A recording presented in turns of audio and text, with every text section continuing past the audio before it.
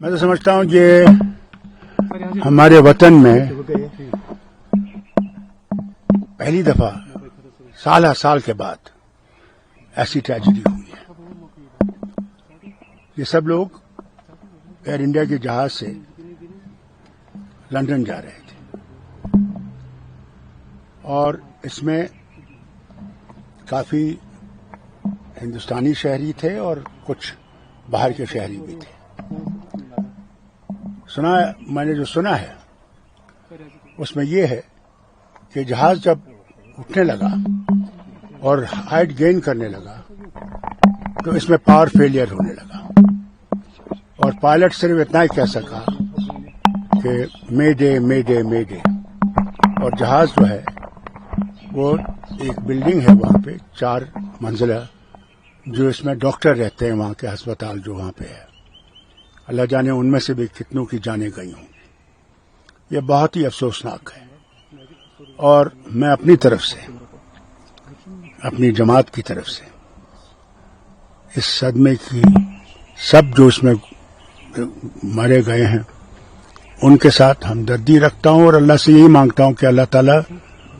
ان کی روح کو اب امن دے اور جو ان کے گھر والے ہیں جن کے سب سے زیادہ مصیبت تو ان پہ پڑی ہے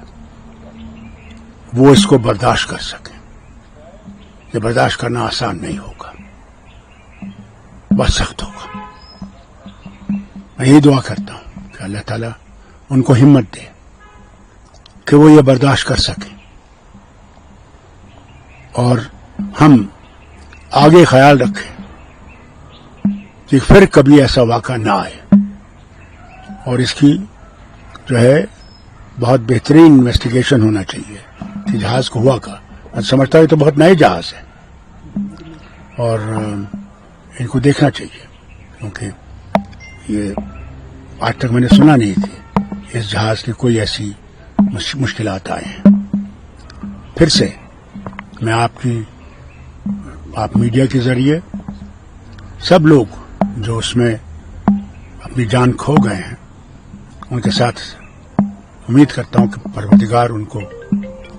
امن دے گا جہاں ان کو لے جا رہا ہے، ان کی روحوں کو،